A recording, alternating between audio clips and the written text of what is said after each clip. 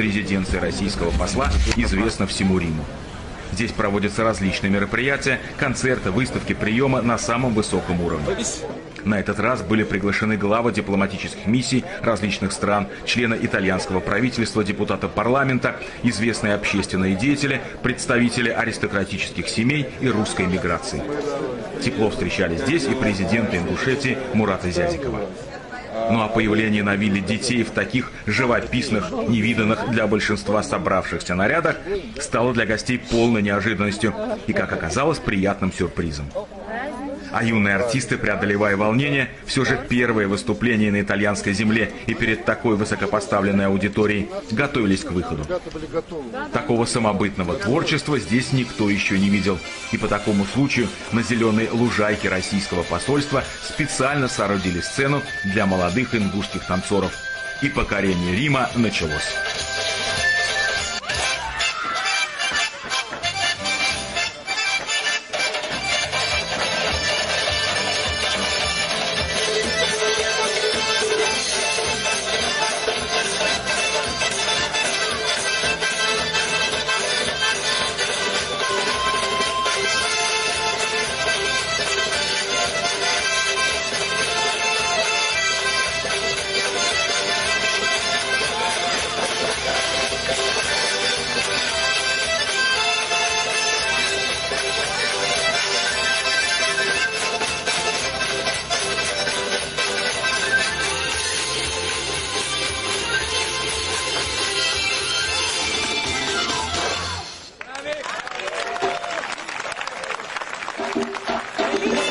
Бесподобно, словами не передать, какие эмоции испытываешь, когда видишь эту страсть, женственность, красоту.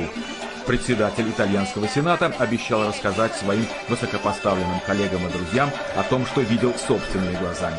Жаль, что Берлускони не пришел. Это искусство достойно того, чтобы в следующий раз я привел с собой всех членов нашего правительства и парламента. Мне очень приятно, что все это происходит под небом Рима в атмосфере, напоенной спокойствием, миром и дружелюбием.